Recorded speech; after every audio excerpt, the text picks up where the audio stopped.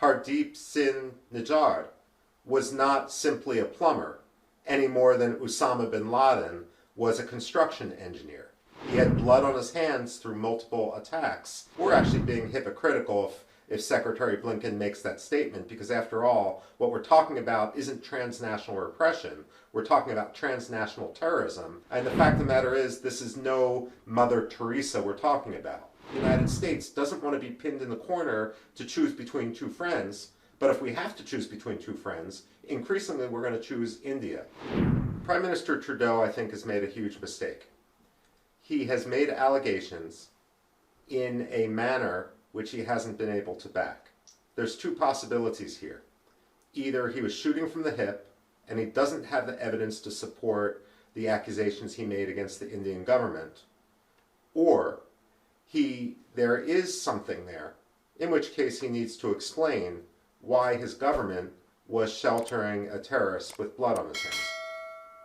Now, there has been some reporting about, how weeks before the world leaders were to meet in Delhi, Canada did approach its allies to jointly raise this issue at the summit. Do you think there was some kind of a discussion like that and, the allies stepped back and didn't do that?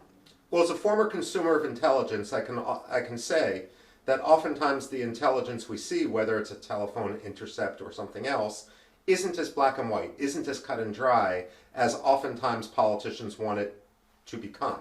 I mean, certainly that was the case with regard to the Iraq War. So when you have a situation like this, perhaps Prime Minister Trudeau raised the issue, but there wasn't necessarily consensus on what it meant. And regardless, let's not fool ourselves. Let's not fool ourselves.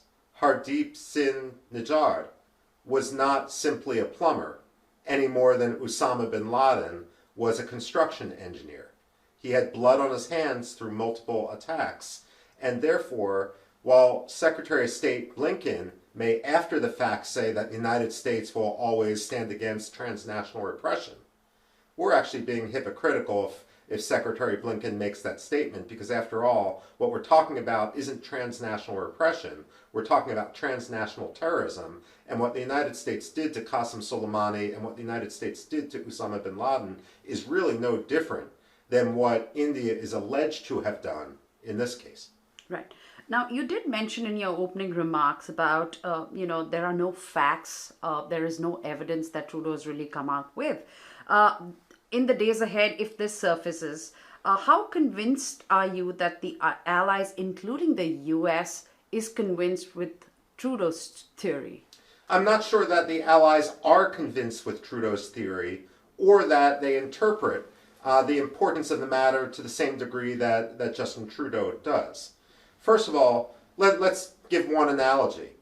When Jamal Khashoggi was killed in Istanbul, the Turks were able to provide intelligence support right away, which is why the world rallied around Saudi Arabia in this case. But Justin Trudeau, again, he seemed to have shot from the hip. He hasn't been able to release any definitive intelligence, and as time goes on, it raises the question about whether there's any there. When Justin Trudeau says, "Trust me," no one trusts him in the best of times, all the more so against the backdrop of an election campaign he's presently losing.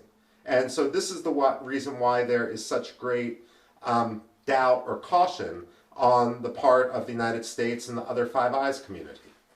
Can you spell out the danger of this tit-for-tat diplomacy that is being made out here? Is there any way that this can be rectified, and will the US eventually intervene publicly? Well, frankly, there's a much greater danger for Canada than India. If Canada wants to pick a fight, frankly, at this point, it's like an ant picking a fight against an elephant. And the fact of the matter is, India is the world's largest democracy. It's far more important strategically, arguably, than Canada is, especially as concern grows with regard to China and other matters in the Indian Ocean basin and in the Pacific. So first there's that. Second of all, again, while Justin Trudeau might want to make this a case of human rights, the fact of the matter is, Najar isn't a model one wants to use for human rights. Najar may have been involved in the assassination of a rival Sikh leader just a year ago. At the same time, he has blood on his hands through multiple attacks. He entered Canada with a fraudulent passport. And the fact of the matter is, this is no Mother Teresa we're talking about.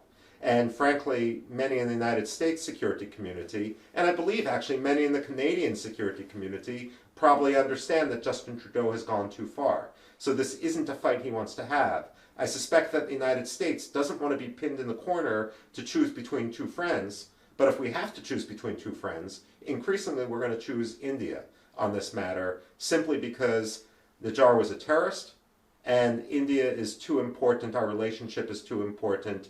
Justin Trudeau probably isn't long for the Canadian premiership, and then we can rebuild the relationship after he's gone. Now, what's your impression of the situation, which was supposed to be, do you think this is an internal domestic political obstacle for Trudeau that he kind of converted into a foreign policy issue? Yes, I absolutely do think that that is the case.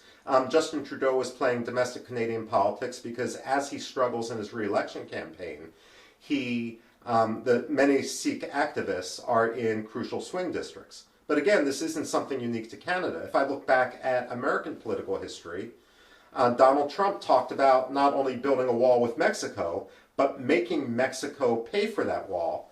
That was for domestic political consumption, but it had tremendous ramifications within American foreign policy. Perhaps Justin Trudeau basically pulled a Trump out of the hat.